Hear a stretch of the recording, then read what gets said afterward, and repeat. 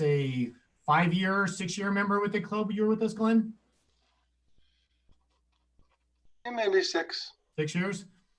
Glenn was one of our more dedicated, strong members, and has, although he's no longer with the club, he has taken on significant leadership roles with the district. And Glenn is here today to update us on Polio Now and tell us what we can be doing to help the cause. So Glenn, the mic is yours. Thank you. Thank you very much for having me as a speaker. But I have to say right off the bat, I am saddened because I couldn't do this in person. I was looking forward to seeing old friends and some new people. And I know that, I've got this gig for a couple of years. So I know that sooner or later, I'm going to see you in person. That's to start off with. When I accepted this job from Lyle, he told me to make it my own and to do something interesting. So there'll be no slideshow. There'll be no PowerPoint. I am computer illiterate, so that just knocks out both of those. So if you want to know all of the facts about polio, for those that don't know, I see there are a couple of youngsters there that might not know about polio. It's a paralyzing and potentially fatal disease, mostly affecting children. I do have one statistic. I don't have a lot of statistics in this presentation, I'll tell you that right now. I do have one that I found was fascinating. In 1995, 165 million children in China and India were immunized by healthcare workers in 1 week. That just blew me away, in 1 week. So that's pretty much it for my statistics. I took a different angle of this because for those that don't know, Rotary District 6440, our district, the home district, is very influential in the Gates Foundation coming and partnering with Rotary. So I want to tell a couple stories. And my first story is about the Gates family.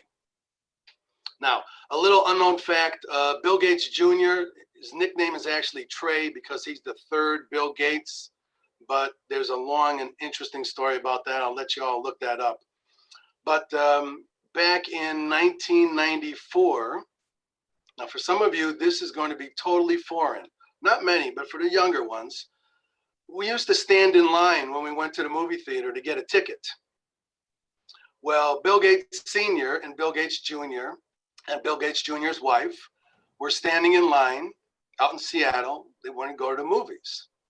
And they were chatting as most families do. And Senior was asking Junior, how's that new company coming along? And he said, I'm really, really busy. And I have one problem though, Dad. I'm getting a lot of requests for money from charities, from organizations, from different groups. And I don't have time to talk to them. I don't have time to look at it. Can you help me out?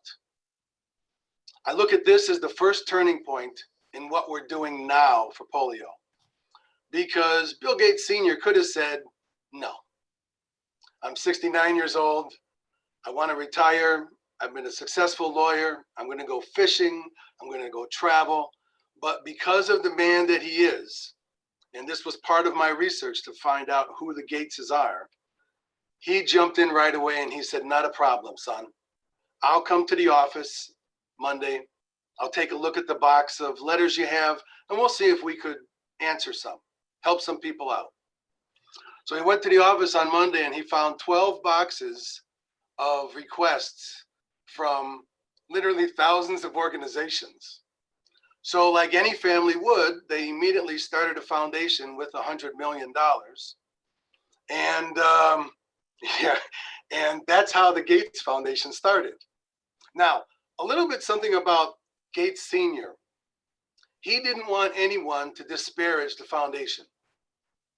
So he never wanted to fly first class, never. Well, his son found out about this, so he bought up miles and miles and miles from these airlines so that he could take his father and push him into first class. So the only reason he flew in first class is because his son bought all the miles from various airlines. So that's how the Gates Foundation started. Now let's fast forward to 2006, 2007. Dave Waring is the governor. Now, Dave had been in the governor's line, just like Bill Kamisic is in the governor's line.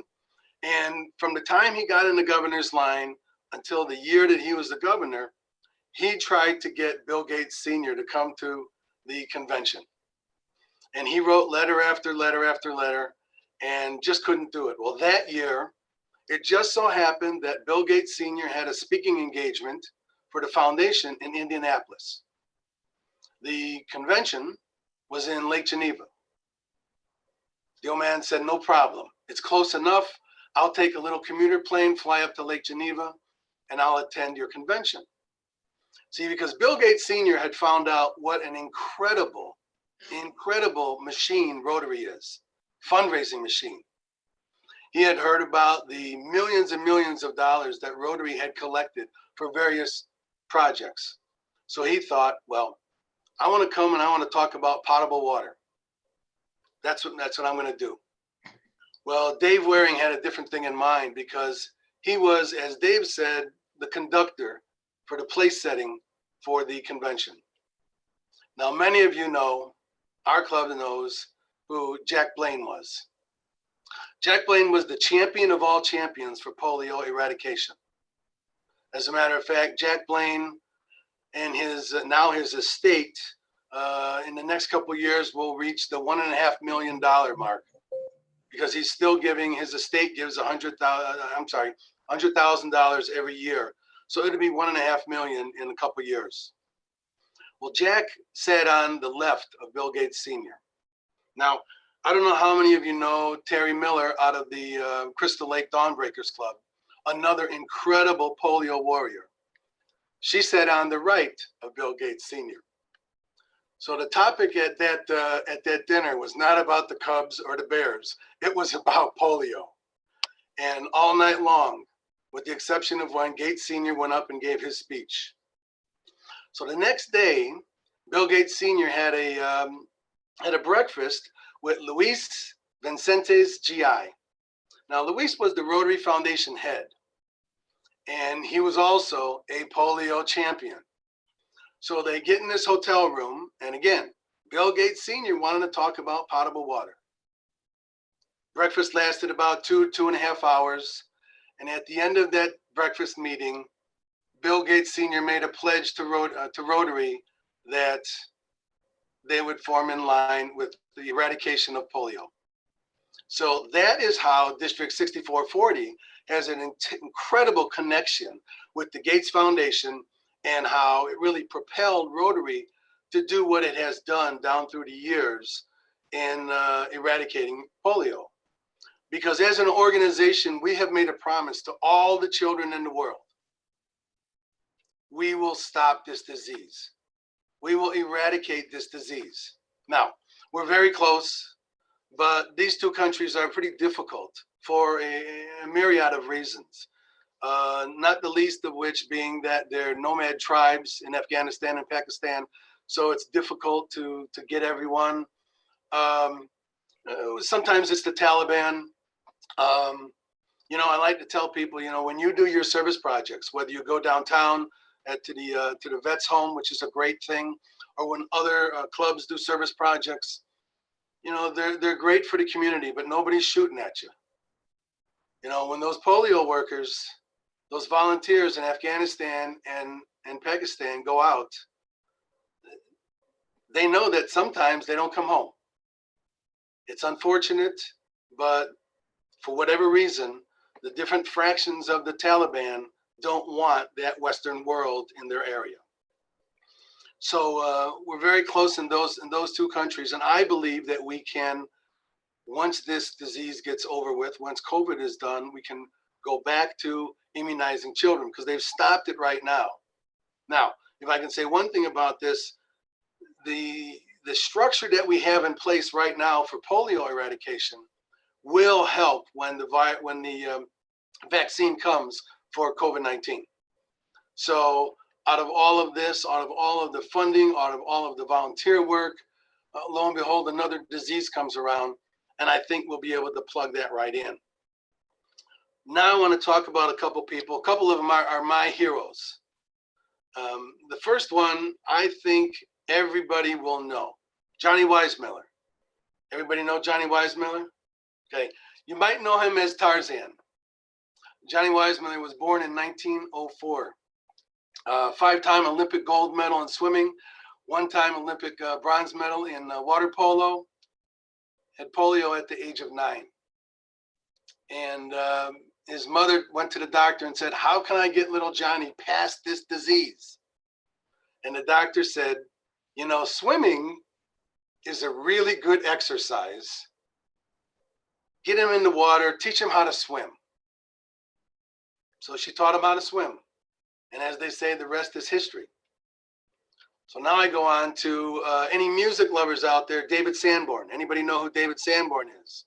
He's probably the premier alto saxophonist in the world. David Sanborn was born in 1945 at the age of 3, and for the next several years, he had polio. Spent 1 year in an iron lung. His mother must have read about Johnny Weissmuller because she said to the doctor, "How can we get little Davy better?" And the doctor said to him, "You know, I think maybe a wind instrument would be good. It would help his chest muscles. It would help his breathing." So she had him play a wind instrument. And as they say, the rest is history. I mean, eight gold albums, platinum album, just an incredible saxophonist. Probably the premier jazz and R&B saxophonist in our lifetimes. The next gentleman you might not know because, well, Larry might know him. Larry's a football fan. He was born in 1938. He was a halfback for United States Military Academy. His name is Pete Dawkins. Pete Dawkins not only won the Heisman Trophy, but he also won the Maxwell Award. Pete Dawkins spent a year in an iron lung. The last one is a personal friend of mine. His name is Harvey Wagley Sr. Harvey had polio at a very early age, and it took a lung. They had to operate. They took one of his lungs. It also left him with a limp. Harvey lived to be 86 years old. He was the president or chairman of the board of 7 banks. He accomplished that with a 7th grade education. And by the way, he hated banks. When he died, he had 1 bank account and he had several safety deposits with a lot of cash. I know this because Harvey Wagley Sr. was my wife's grandfather. So you're wondering, why am I mentioning these people? Well, who is going to be the next David Sanborn? Who is going to be the next Johnny Weissmuller? So when my boss, Ellen Young, who's the chair for the foundation, when we got our heads together, we said, we need some type of a theme to last the next couple years. So we all know the theme, Be Like Mike, here in Chicago, where we want to be like Jack. We want to be like Jack Blaine. We want to have the passion that Jack had, because Jack Blaine took polio personal. David Sanborn took polio personal. Johnny Weissmuller took polio personal. Pete Dawkins took polio personal. And of course, my wife's grandfather, Harvey Wagley Sr., took polio personal. Yet they all overcame this and became incredible successes. So as Rotarians, we want you to take polio personal. We want you to understand that this is the #1 eradication. We need to do this. #1 thing that Rotary International thinks about. Now, I'm not lessening any other service project we have. Our international projects are great, but this is what Rotary needs to do. This is our promise to the children of the world. So we put our heads together, Ellen and I know that last year and for the previous years, we've said, well, you know, if each Rotarian can donate $65, this would be a great thing. So I said, Ellen, I think this year we should say $75. I have a reason for that. And so we batted that back and forth and we said, okay, our goal is to have each Rotarian, approximately 2,000, donate $75. If that goal is met, we'll get approximately $150,000.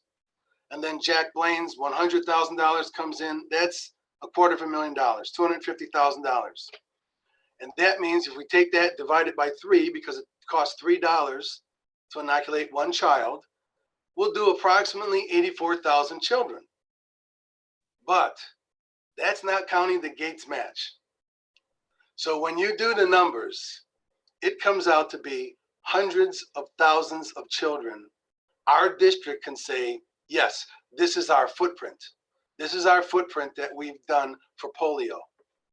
So that's our challenge to the clubs. That's our challenge to the Rotarians. Now, I don't expect everybody to do it all at once. We have until the end of March. And now here comes my disclaimer. I know that this is a really terrible year. I mean, this is the worst year that you can go out as someone in the district and ask for money. I get it. I know so because my business is down approximately 65%. I know people are out of work. I get that too. So if there are Rotarians in your club that are in that situation, what I ask them is do something to support polio. Go out and tell your Rotary story. Tell your neighbors. Tell the people at the bus stop, at the train stop. Tell them when you're out for a walk and you say hello to them. Tell them, do you know about Rotary? Do you know what our #1 initiative is? It's the eradication of polio. So that is my pitch. Before I ask if there's any questions, I'll explain to you very briefly why I didn't talk about Itzhak Perlman, because I get that question all the time. I've probably presented before 14 clubs, and at least 7 of them said, Itzhak Perlman, why didn't you mention Itzhak Perlman? You know, he's this great violinist. And I told them that I have affinity against string instruments, because when I was in the 3rd grade, we lived in Elmwood Park and I played the cello. It's one of 7 instruments I played in my lifetime. And coming home on Christmas break, that's exactly what I did. I broke the neck of the cello. And my father was very handy. He, after he saw me crying about it, he fixed the neck of the cello and he varnished it and it looked great. I couldn't tell that there was a crack in the neck. I really couldn't. So after the Christmas break, I took it back to the orchestra leader. He looked at the cello. He looked at me and he said, you know, I think they need a trumpet player in the band. You broke this over Christmas, didn't you? So because of what he said to me, he couldn't just let it slide. I mean, it played wonderfully. I have an affinity against string instruments, and that's why I don't mention Itzhak Perlman. So do we have any questions? If you don't know how to get on my Rotary, if you're not on my Rotary, I want to ask why, because your leadership team and your club should show you how. But you can get on my Rotary. You can go to the donations to the foundation, and you can pick polio. Then you can see your polio footprint, which would be any amount of money you've donated directly towards polio divided by 3. Up until this year, now I'm a major donor, but I had not directly donated to polio. But we corrected that after getting multiple phone calls from my boss, Ellen. Yeah, she talks to me 2-3 times a day, whether it be by phone or by email. So that's all I have. Any questions? Hey, Glenn, this is Ron. Really good discussion. I don't know how you talk so well without any sort of crutches like PowerPoint. So kudos to you. But when does the World Health Organization feel, if things go well, that polio might be eradicated, or any other organization who, even Rotary? Any thoughts on that? Yeah, the variables, and this is why these are the 2 toughest areas, because of the variables. And the variables being, it's a mountainous terrain, both Pakistan and Afghanistan. It's a tribal country. So I guess the way we would explain it, one day they're in Skokie and the next day they're in Cary Grove. And maybe 2 weeks later, they're down in Carroll Stream. So if they keep moving around, it's very difficult to immunize them. And then there is that small faction that doesn't want anyone in the house. So they have to be inoculated at a center, and sometimes they just don't go to the centers. Okay. Thanks. Anything else? Well, No questions, then thank you very much. It's been a pleasure seeing all of you. And I'm going to stick around for the rest of the meeting. I'll just mute myself. Glenn, I just wanted to say thank you for coming back to our club too, having such an informative discussion. The history that you portrayed there was just fantastic. I mean, I know I was very fortunate to be in attendance at that district conference in Lake Geneva when Bill Gates Sr. was there. So it was really something to see, and their efforts have been tantamount in trying to help eradicate polio. So thank you for your efforts too, Glenn. Thank you. You're welcome. I want to second that. Thank you for doing this. I appreciate your accepting the invitation and couldn't be prouder of your presentation, Glenn. Thank you. Thank you. Hey, Glenn? Glenn? Oops, You? maybe. Yeah, Glenn, Dave Weiner. I just, I want to echo those comments. I'm, impressed with your ability to keep us engaged for, I don't know, half hour or so. I took you off, I took my video off because I was getting lunch ready, but I carried you around and listened the whole time. Just a note for people who are maybe computer challenged, having problems making their donations. You can mail your check off to our club's P.O. Box. It's P.O. Box 402, Arlington Heights, Illinois, 60006. And just mark your donation. I think Jim mentioned all you have to do is indicate that you want it for Polio Plus, and that'll go to the to RI Polio Plus fund. So thanks again, Glenn. You're welcome. Thank you. And I don't have a question, but I have a comment. The great presentation, and I admire you. I always like to have PowerPoint because it is a crutch, as I think it was Ron who said. It's a crutch. It's a crutch that I use a lot, but nice job. The story that I think is interesting that you did not include is Jack Blaine's summer camp, Cub Scout summer camp, or Boy Scout summer camp experience. I'm sure you know that story, right? I only know bits and pieces of it. So I'll share what I know of it. And Linda, you may know more. Maybe several of you know more. Jack Blaine went to, so this was in like the 40s or late 30s. Jack Blaine went to, I believe it was a Boy Scout camp. It was a summer camp, maybe 2-week camp in Western Michigan. While he was there, one of the boys was diagnosed with polio. I think they sent everyone home immediately, but a bunch of boys, so you can tell I have all the details right at my fingertips. A lot of boys at this camp developed polio because of their contact with whomever. It was like COVID. Literally, it was like us all going, one of us being positive for COVID and all of us going to summer camp together for a week. And he never forgot that. He did not contract polio. He was safe, but he never forgot it.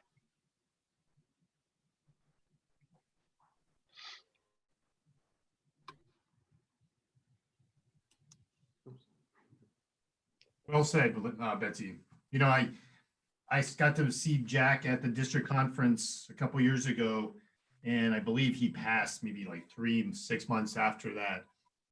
And you cannot, just being in a room with him and knowing all that he had done towards the cause, or the Rotary cause of End Polio Now, he just dedicated his entire life to it. And it was really, when he passed shortly after, I felt like honored that I got to just even be in a room with him. I didn't get a chance to shake his hand or anything, but to see him speak and the passion he still had, as a feeble 90-year-old, right before he passed was refreshing. So we all have it in us. So thank you. And Glenn, thank you for taking the time. I'm so sorry you couldn't be in person. It figures that District Governor Lyle's visit last week, and